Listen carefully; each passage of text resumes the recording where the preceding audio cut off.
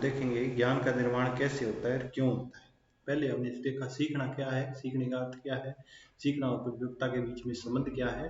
आज हम देखेंगे बच्चे ज्ञान का निर्माण कैसे करते हैं। तो पहली चीज तो ये है, बच्चे कैसे सीखते हैं। ये देखो, ज्ञान का निर्माण करना है तो एक छोटा सा पौधा पेड़ कैसे बन जाता है, समाज में इस प्रकार हम क्यों रहते हैं इत्यादि प्रश्न बच्चों के आसपास वातावरण, सोच, संस्कृति, जिज्ञासा से उत्पन्न होते रहते हैं।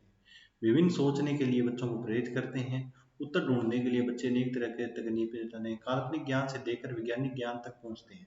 बच्चे जिस प्रकार से अपने ज्ञान का निर्माण करते हैं उससे एक शिक्षक और शिक्षिका को समझना आवश्यक है। यानी बच्चे जब लर्नर सीख रहे हैं कोई चीज, ज्ञान का निर्माण कर रहे हैं, तो अध्यापक की भूमिका बहुत ही महत्वपूर्ण है ताकि उनके ज्ञान के निर्माण की प्रक्रिया में वे सकारात्मक भूमिका निभा सके, यानी कि पॉजिटिव रोल अदा कर सके। उदाहरण के लिए बच्चा जब सूरज को नदी में डूबते हुए या पहाड़ को पीछे छिपते हुए मानता है, तो आयु अनुभव के साथ उसमें ज्ञान में वृद्धि होती जाती है। वह इस प्रक्रिया को ठीक से समझता है। पहले तो यही डूबता है कि सूरज है पहाड़ों में छिप रहा है या नदी में छिप रहा है, परंतु धीरे धीरे उसकी आयु बढ़ती जाती है, वैसे वो समझ जाता है कि कोई समय आने के बाद में सूरज अस्त हो जाएगा, सूर्य अपनी परिक्रमा कर रहा है। यदि गौर से देखें तो बच्चे के समुदाय विद्यालय में ज्ञान प्राप्त करने की प्रक्रिया के विभिन्न तरीके चिन्हित किया जा सकते हैं। यानी ज्ञान प्राप्त करने के बहुत तरीके हैं, जिनमें जैसे पहला तरीका है अवलोकन करना। अवलोकन क्या है?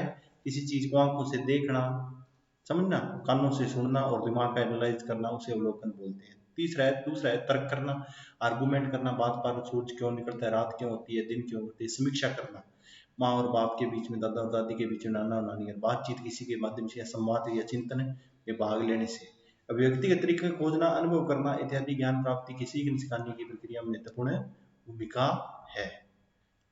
तो ये देखो, ये चीजें बड़ी काम आने वाली है, विज्ञान का निर्माण किस प्रकार होता है। आगे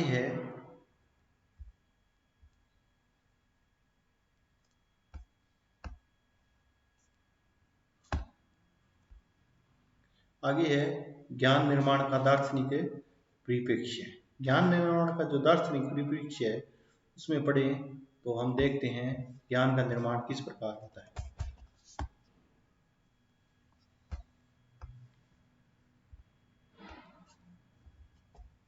ज्ञान निर्माण का दार्शनिक परिप्रेक्ष्य। ज्ञान मीमांसा को दर्शन शास्त्र की प्रमुख शाखा के रूप में माना गया है तथा इसके अंतर्गत ज्ञान संबंधी अनेक प्रश्न व समस्याओं व शंकाओं का समाधान किया जा सकता है, जिसके परिणाम स्वरूप ज्ञान को समझने की कई विचारधाराएं उत्पत्ति हुई। पहली विचारधारा कौन सी है? अनुभववादी विचारधारा। अनुभववादी विचारधारा के अंतर्गत इंद्रियों से प्राप्त अनुभव पर आधारित ज्ञान को वेद ज्ञान रूप में ठहराया। यानी कि जो हमारी कान, नाक, आंख, जीभ, त्वचा, इनसे जो ज्ञान प्राप्त होता है उसी ज्ञान को हमने वेद माना है। दार्शनिक शास्त्र के अंदर पहली धारणा कौन सी है? धारणा है या विचारधारा है जो ज्ञान प्राप्ति का साधन बताती है, वो अनुभववादी, जिसमें बताया आंख, कान, नाक, जीभ और त्वचा के माध्यम से जो ज्ञान प्राप्त किया जाता है वही ज्ञान सही है, और जो इनके अलावा नहीं किया जाता। जैसे उदाहरण के तौर पर हम किसी वस्तु का रंग कैसा है तो इसको हम देखकर, आंख के माध्यम से किसी भोजन का स्वाद कैसा है, जीभ के माध्यम से किसी फूल की महक कैसी है, नाक के माध्यम से किसी पदार्थ का स्पर्श कैसा है, तो त्वचा के माध्यम से किसी व्यक्ति की आवाज कैसी है, कान के माध्यम से आदि प्रश्न इंद्रियों के आधार पर बताया जा सकता है।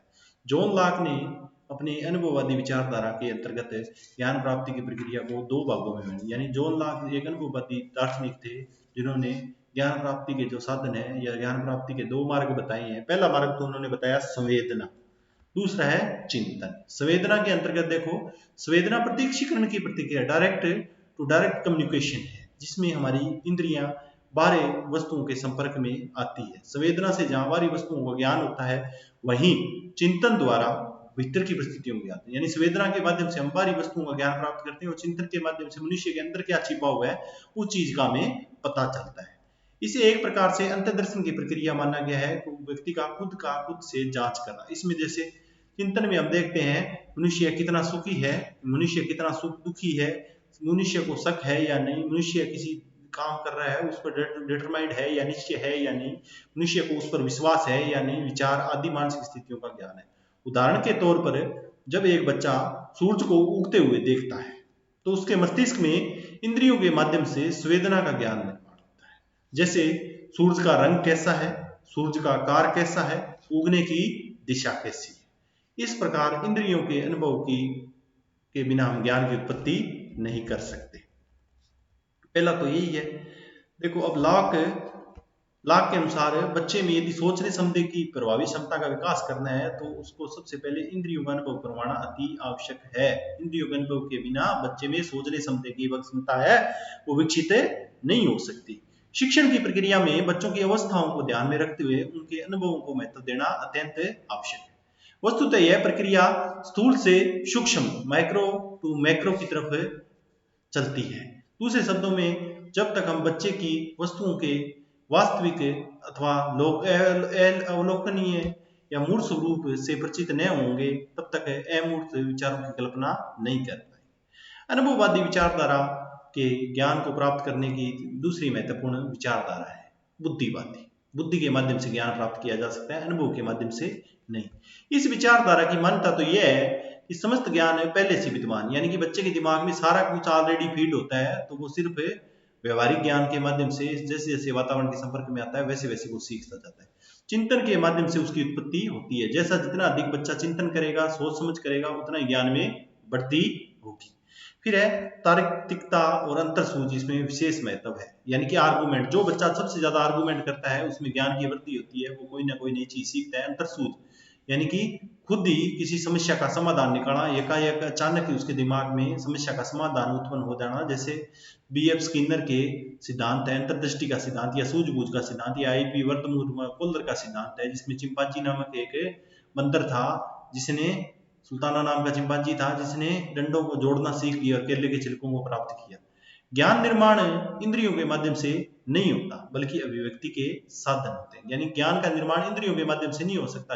इंद्रियां तो सिर्फ क्या करती है, अभिव्यक्त करती है, उन चीजों को एक्सप्रेस करती है, किसी के सामने प्रकट करती है। उदाहरण के तौर पर आपको भूख लगी है, आप एक फलदार पेड़ के नीचे बैठे हैं, पर फल पेड़ के बहुत ऊपर लगे हैं, आपके सामने एक डंडा पड़ा है, आप अपनी बुद्धि या चिंतन का इस्तेमाल करके यह जान लेते हैं कि उस डंडे से फल को तोड़ा जा सकता है, बुद्धिवादी का सर्जन कर लिया जाता है। यानी कि ये क्या है, डंडे के माध्यम से फल को प्राप्त करना, ये किस प्रकार की उदाहरण है या किस प्रकार की विचारधारा है, बुद्धिवादी। पहली ज्ञान प्राप्त करने के दार्शनिक दृष्टिकोण के अनुसार कौन सी धारणा है या कौन सी विचारधारा है, वो है अनुभववादी, आंख नाक कान त्वचा इत्यादि के माध्यम से। दूसरी धारणा या अवधारणा है ज्ञान प्राप्ति की, वो है क्या नाम है आपका, दूसरी उदाहरण है बुद्धिवादी। बुद्धि के अनुसार अगर जब तक हम अपनी बुद्धि का इस्तेमाल नहीं करेंगे तब तक हम कोई नई चीजें नहीं सीख पाएंगे, अगर हम बुद्धि का इस्तेमाल करेंगे तो हम नई चीजें सीख जाएंगे। इस दार्शनिक विचारधारा के साथ साथ ज्ञान प्राप्ति के विभिन्न साधन जुड़े हुए हैं, जिसमें अवलोकन एक प्रमुख साधन है। अवलोकन एक प्रमुख, ज्ञान प्राप्ति का अवलोकन एक प्रमुख साधन है। अवलोकन क्या होता है, आंख से, नाक से, कान से, त्वचा से सावधानी पूर्वक की गई किसी वस्तु की जांच। देखो अवलोकन दो प्रकार का होता है, एक पार्टिसिपेट अवलोकन, पार्टिसिपेट ऑब्जर्वेशन, और दूसरा non participate observation. Participate observation में क्या होता है, जिस व्यक्ति की हमें व्यवहार की जांच करनी है, जिस वस्तु की जांच करनी है, जिस पदार्थ की जांच करनी है, उसके पास हम डायरेक्ट प्रत्यक्ष रूप से उसके सामने होते हैं। नॉन पार्टिसिपेट में उसमें प्रत्यक्ष रूप से सामने न होकर जासूस के माध्यम से, मल्टीमीडिया है जो आधुनिक यंत्र है, तकनीक है, उसके माध्यम से, कैमरे के माध्यम से हम किसी चीज का अवलोकन करते हैं। उसमें नई बातों को जानने की चेष्टा की। अवलोकन में क्या किया जाता है, नई बातों और अधिक जो नई बातें उनको जानने की चेष्टा की जाती है, जिससे जिज्ञासा के रूप में नए प्रश्नों का जन्म होता है। इन प्रश्नों के उत्तर से अपने ज्ञान को बढ़ाते हैं। ज्ञान प्राप्त करने के विभिन्न साधनों का संवाद में महत्वपूर्ण स्थान है। यानी कि ये कह रहा है ज्ञान प्राप्ति के जो साधन है, पहला तो है अनुभववादी, दूसरा है बुद्धिवादी, और तीसरा है संवाद। ज्ञान किन के माध्यम से प्राप्त किया जा सकता है, संवाद। अब देखो संवाद एक ऐसी प्रक्रिया है जिसमें किसी चिंतनशील विषय पर आपसे विचार विमर्श निरंतर बना रहता है। यानी संवाद क्या होता है, कोई टॉपिक ले लिया जाता है, उस पर हम 4-5 आदमी मिलकर आपस में आर्गुमेंट करते हैं, यानी कि तर्क वितर्क करते हैं, जब तक संवाद में भाग लेने वाले प्रतिभागी, यानी कि संवाद में भाग लेने वाले प्रतिभागी कुछ सामान्य निष्कर्ष पर नहीं पहुंच जाते। इसके अंतर्गत यह मानकर चला जाता है मनुष्य एक कोरी से लेट न होकर एक चिंतनशील प्राणी है, अनुभव के आधार पर भाषा का प्रयोग करते हुए अपना पक्ष रख सकता है। बुनियादी तौर पर मौखिक प्रक्रिया से ही संवाद में भाषा के रचनात्मक प्रयोग का अच्छा अवसर प्राप्त होता है। जिज्ञासा जगाए रखना और जगाते रहना इसका मूल आधार है। आगे है अवलोकन और संवाद के अलावा बच्चों को ज्ञान प्राप्त करने की प्रक्रिया में प्रयोग का विशेष स्थान है। यानी पहले तो है अनुभववादी, अनुभववादी के अंतर्गत पहला कौन सा है? इंद्रिय द्वारा ज्ञान प्राप्त करना, दूसरा है बुद्धि के द्वारा, तीसरा है संवाद के द्वारा, चौथा कौन सा है ज्ञान प्राप्ति का साधन कौन सा है? प्रयोग। देखो वैज्ञानिक ज्ञान प्रयोग पर विशेष महत्व देता है। प्रयोग क्या है? कार्य, कारण और परिणाम का आपस में जो संबंध है उसे हम क्या बोलते हैं? एक्सपेरिमेंट बोलते हैं, उसे हम क्या? प्रयोग बोलते हैं। प्रयोग की डेफिनेशन क्या है?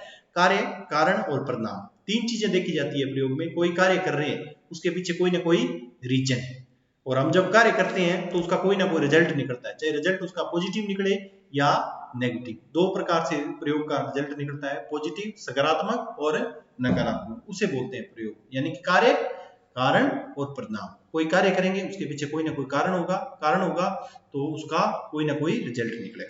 देखो अब देखते हैं प्रयोग क्या है, उसे उदाहरण के माध्यम से इलस्ट्रेशन देता हूं मैं एक आपको छोटा सा, उसके माध्यम से हम समझ सकते हैं।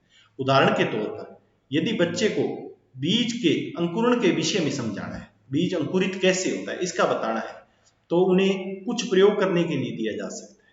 जब बच्चा घर पर आकर मिट्टी में चना, मटर, गेहूं, मक्का आदि के बीज बोता है तो उसे अंकुरण की प्रक्रिया को देखता है। इस प्रयोग के माध्यम से वह अनुभव को भी प्राप्त करता है जो पुस्तक पढ़ने से प्राप्त नहीं हो सकता। यानी खुद बोएगा, खुद बीज को अंकुरित होते हुए देखेगा, चाहे बीज वो चने का है, चाहे मटर का है, चाहे गेहूं का है, चाहे मक्के का है, तो उसे पता लग जाएगा भाई बीज अंकुरित कैसे होता है। अगर उसको किताब में पढ़ाया जाए अंकुरण की प्रक्रिया तो बच्चा आसानी से नहीं समझ सकता, परंतु खुद करेगा, भी प्रैक्टिकल नॉलेज लेगा तो अंकुरण की प्रक्रिया को तीव्र गति से समझ सकता है। इस प्रकार बच्चा केवल पूर्व प्रचलित अनुभव या विचारों के आधार पर ही ज्ञान निर्माण नहीं करता, बल्कि नए नए तरीकों जैसे संवाद है, अवलोकन है, प्रयोग है, तार्किकता है आदि के आधार पर नए ज्ञान, अनुभव, कौशल को निर्मित करता है। इस प्रकार भारतीय चिंतकों ने भी अपने विचार प्रस्तुत किए हैं, जिसमें डॉक्टर रविंद्रनाथ ठाकुर है। तो ये है ज्ञान प्राप्ति के स्रोत। पहला हमने बताया कौन सा? पहला हमने बताया अनुभववादी के अंतर्गत पहला तो है इंद्रियों द्वारा प्राप्त ज्ञान, दूसरा है बुद्धि द्वारा प्राप्त ज्ञान, तीसरा है संवाद के द्वारा, चौथा है प्रयोग के द्वारा। ये ज्ञान प्राप्ति के साधन है। भारतीय दृष्टिकोण जॉन लॉक ने तो यही बताया है, इतना ही इस प्रकार से ज्ञान प्राप्त किया जा सकता है, संवाद के माध्यम से, अवलोकन, प्रयोग और तार्किकता। आगे हम पढ़ेंगे भारतीय दृष्टिकोण के अनुसार ज्ञान प्राप्ति के क्या साधन है। तो इसमें सर्वप्रथम विचार देने वाले डॉक्टर रविंद्रनाथ टैगोर है, जो बच्चों की प्रकृति से ज्ञान प्राप्त करता है। दूसरा है महात्मा गांधी, बुनियादी शिक्षा, कार्य अनुभव के द्वारा ज्ञान प्राप्त करना। इसके बारे में अपने कल चर्चा करेंगे।